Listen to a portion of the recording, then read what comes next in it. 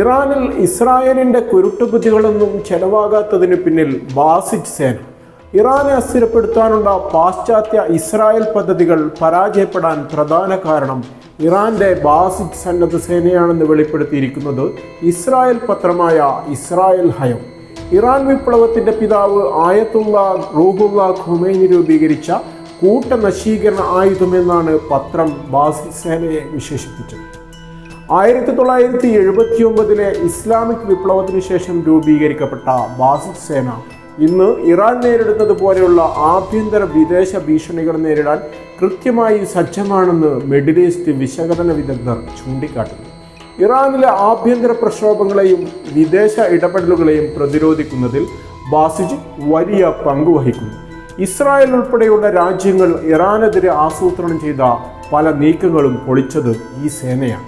ആയത്തുള്ള Khomeini വിഭാവനം ചെയ്ത ഈ അർദ്ധസൈനിക വിഭാഗം ഏതൊരു കടുത്ത പ്രതിസന്ധിയിലും ഭരണകൂടത്തിന്റെ സുരക്ഷാ കവചമായി മാറും. ഇതിനെ പ്രതിരോധിക്കുക എന്നത് ഇസ്രായേലിനും സഖ്യകക്ഷികൾക്കും വലിയ വെല്ലുവിളിയാണെന്നും റിപ്പോർട്ട് വ്യക്തമാക്കുന്നു. ഇറാനിലെ നിലവിലെ സാഹചര്യത്തിൽ ഭരണകൂടത്തിന് കരുത്തായി ബാസിജ് നിലകൊള്ളുന്നത് ഇസ്രായേൽ കേന്ദ്രങ്ങളിൽ വലിയ ചർച്ചകൾക്ക് വഴിയൊരുക്കിയിട്ടുണ്ട്. എന്താണ് ഈ ബാസിജ് സേന? ഇറാൻ വിപ്ലവത്തിന് ശേഷം 1979 നവംബറിൽ ആയത്തുള്ള ഖുമൈനി രൂപീകരിച്ച ഒരു സന്നദ്ധ സേനയാണിത്. ഔദ്യോഗികമായി ബാസിജ് എ മോസ്തഫാൻ അഥവാ അടിച്ചമർത്തപ്പെട്ടവരുടെ സമാഹരണം എന്നറിയപ്പെടുന്നു. ഇറാന്റെ ഇസ്ലാമിക് റവല്യൂഷണറി ഗാർഡ് കോർപ്സിന്റെ ഒരു പ്രധാന വിഭാഗമാണ് ബാസിജ് സേന. ലക്ഷക്കണക്കിന് സജീവ അംഗങ്ങളുള്ള ലോകത്തിലെ തന്നെ ഏറ്റവും വലിയ അർദ്ധസൈനിക വിഭാഗങ്ങളിൽ ഒന്നാണിത്. ബാസിജ് സേനയിൽ വിദ്യാർത്ഥികൾ, സർക്കാർ ഉദ്യോഗസ്ഥർ, കർഷകർ, വിരമിച്ച സൈനികർ എന്നിങ്ങനെ സമൂഹത്തിൻ്റെ വിവിധ മേഖലയിലുള്ളവർ ഉൾപ്പെടും.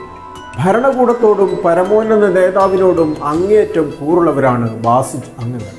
അതാണ് ഇവരെ ഭരണകൂടത്തിൻ്റെ സുരക്ഷാ കവചം എന്ന് വിളിക്കാൻ കാരണം. ഇറാനിൽ വലിയ രീതിയിലുള്ള പ്രതിഷേധങ്ങളോ കലാപങ്ങളോ ഉണ്ടാകുമ്പോൾ അവയെ നേരിടാൻ മുൻപന്തിയിലുണ്ടാകുന്നത് ബാസിജാണ്. ഇവർക്ക് പോലീസിനേക്കാൾ കൂടുതൽ അധികാരങ്ങൾ പലപ്പോഴും നൽകാറുണ്ട്. കേവലം ഒരു സൈനിക വിഭാഗം മാത്രമല്ല ഇവർ. പ്രകൃതി ദുരന്തങ്ങൾ ഉണ്ടാകുമ്പോഴും വാക്സിനേഷൻ ഡ്രൈവുകൾ, മതപരമായ ചടങ്ങുകൾ എന്നിവ സംഘടിപ്പിക്കുന്നതിലും ബാസിജ് സജീവമാണ്. ഇത് ഇറാന്റെ ഗ്രാമീണ മേഖലകളിൽ ഇവർക്ക് വലിയ സ്വാധീനം നൽകുന്നു. 1980കളിലെ ഇറാൻ-ഇറാഖ് യുദ്ധകാലത്താണ് ബാസിജ് ലോകശ്രദ്ധ നേടുന്നത്. അന്ന് വലിയ സൈനിക പരിശീലനമൊന്നുമില്ലാതെ തന്നെ ആയിരക്കണക്കിന് യുവാക്കൾ രാജ്യത്തിനായി യുദ്ധമുഖത്തേക്ക് ഇറങ്ങിത്തിരിച്ചിരുന്നു. എന്തുകൊണ്ടാണ് ഇസ്രായേൽ ബാസിജ് സേനയെ ഇത്രയധികം ഭയപ്പെടുന്നത്? ബാസിജ് അംഗങ്ങൾ സമൂഹത്തിനിടയിൽ സാധാരണക്കാരായി ജീവിക്കുന്നവരാണ്. അതിനാൽ ഒരു വിദേശ സൈനിക നീക്കമുണ്ടായാൽ ശത്രുവിന് ഇവരെ തിരിച്ചറിയുക പ്രയാസകരമാണ്. രാജ്യത്തിൻ്റെ ഓരോ മുക്കിലും മൂലയിലും ഇവരുടെ സാന്നിധ്യമുള്ളതിനാൽ ആഭ്യന്തരമായി അട്ടിമറി നടത്തുക എന്നത് അസാധ്യമാണെന്ന് ഇസ്രായേൽ വിലയിരുത്തുന്നു.